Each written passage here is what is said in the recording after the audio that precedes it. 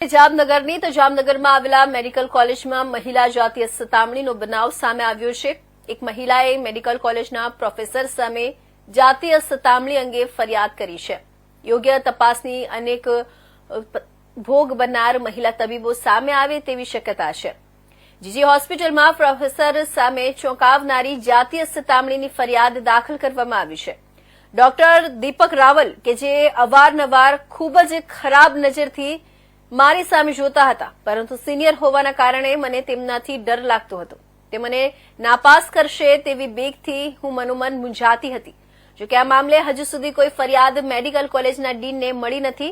ફરિયાદ મળશે તો જરૂર તપાસ કરી બેઠક બોલાવી આગળ કાર્યવાહી કરવામાં આવશે। ભાસ્કરમાં આ ન્યૂઝ વાંચ્યા પછી ખ્યાલ આવ્યો કે આ પ્રકારની કોઈ ફરિયાદ થવામાં છે।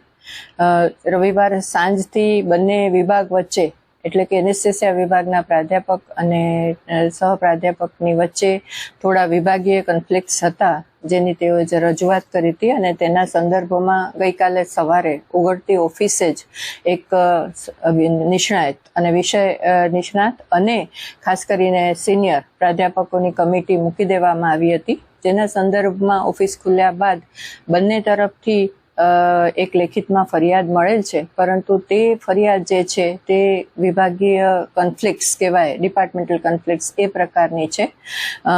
જે વર્તમાનપત્રમાં મેન્શન કરવામાં આવ્યું છે એવી કોઈ ફરિયાદ હજી સુધી સંસ્થાને મળવાપાત્રમાં નથી અને કદાચ મળવામાં હશે, પરંતુ તેમ છતાં જે વર્તમાનપત્રમાં આ મેટર રેઝ કરવામાં આવી છે તો તેની ગંભીરતાને ધ્યાને લઈ અને સંસ્થા ખાતે મહિલા જાતીય સતામણી કમિટી છે જ, એટલે વર્તમાનપત્રની વિગતને ધ્યાને લઈ અને આજ અત્યારે ઉઘડતી ઓફિસે જ મહિલા જાતીય સતામણી કમિટીને આ મેટર સુપ્રત કરવામાં આવશે અને આગળ ઉપરની ઇન્ક્વાયરી અને આધાર પુરાવા તેઓએ એકઠા કરી અને દિવસ 2 કે 3માં સંસ્થાને આ અત્યંત ગંભીર બાબતે નિષ્કર્ષ આપી શકે એવી અમે વિનંતી કરીશું।